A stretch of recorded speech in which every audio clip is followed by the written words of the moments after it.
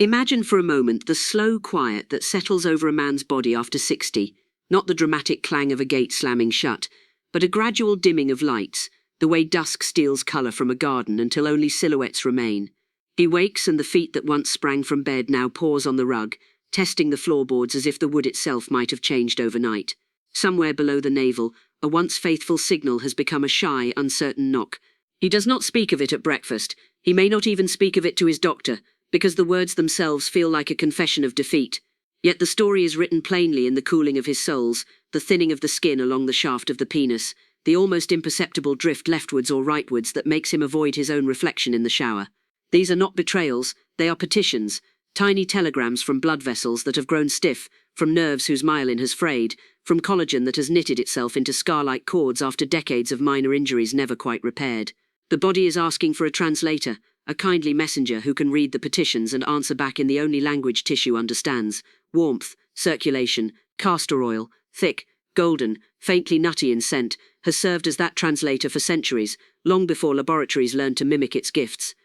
Ricinoleic acid, which makes up nearly 90% of castor oil, is a strange and generous molecule.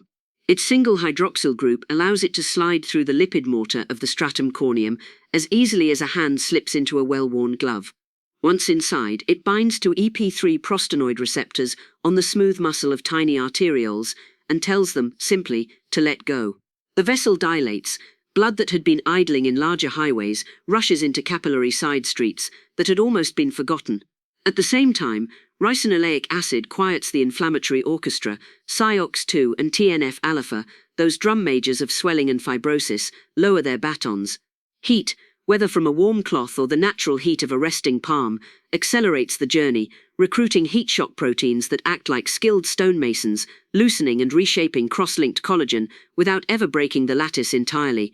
The process is gentle, almost courtly, nothing is forced, yet everything changes. And because the oil is too large to enter the bloodstream in any meaningful quantity, its work remains local, respectful, private, confined to the very tissues that asked for help. The ritual itself is as important as the chemistry. Choose a small, heavy glass cup and pour 1 modest teaspoon of cold-pressed, hexane-free castor oil, enough to coat the pad of your thumb, not enough to drip. Warm the cup between your palms or rest it in a bowl of hot water for the length of one song. The oil should feel like a lover's breath, never scolding.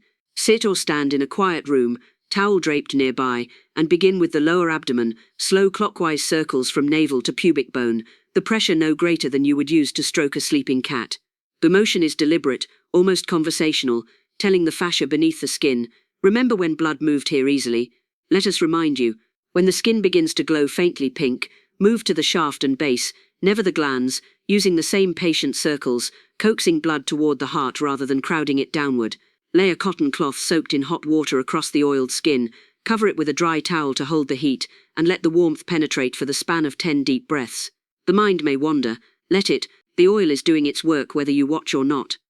Week by week the body sends back postcards of gratitude. First comes the mild, spreading warmth that lasts long after the cloth has cooled, blood vessels learning to dilate on command again. Then the deeper sleep, fewer 2 a.m. detours to the bathroom because the pelvic floor now bathed in fresh circulation, no longer spasms at the slightest provocation. Somewhere around the 3rd week the scar cords, those tiny violin strings that once pulled the shaft left or right, begin to loosen. The curve does not vanish overnight, but it softens, like a bowed sapling slowly straightening when the wind stops. Nerve endings, once muffled by inflammation and dryness, startle awake. Cold water registers as cold again. The brush of cotton becomes almost too vivid. By the 2nd month, many men find themselves waking before the alarm, not because of urgency, but because the body has remembered it still has business with the dawn. The stories arrive quietly. Robert, a retired carpenter, spoke of the first morning he felt the unmistakable stirrings he thought belonged only to younger men. Daniel, a former soldier, described the embarrassment of a slight bend that had grown more pronounced each year. 6 weeks of nightly warmth and oil left him standing straighter in every sense. Michael, widowed and lonely, said the ritual itself became a meditation. I was caring for myself the way I once cared for my garden. No hurry, just tending. Frank worried that thin, cracked skin would bleed at the slightest friction. After a fortnight, the surface felt supple, and the fear that had kept him from intimacy receded. Gerald arrived skeptical, left humbled. I joked about rubbing dignity on my skin, but dignity is exactly what returned. Of course, castor oil is not a miracle, it is a messenger, and messengers can be ignored. Use the wrong grade solvent extracted, perfumed, thick with additives, and the skin may rebel with rash or itching.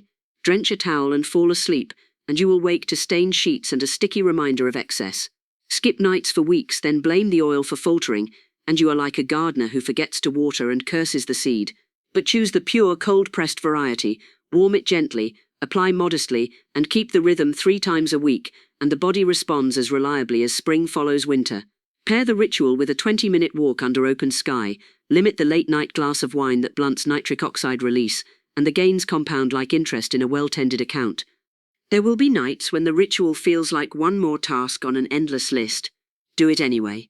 There will be mornings when the mirror still shows the same man, older and softer around the edges.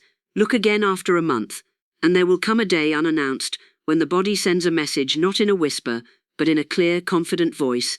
I remember. On that day you will know that the petitions have been answered, not by miracle but by steady, respectful conversation between a man and the ancient oil that still knows how to listen.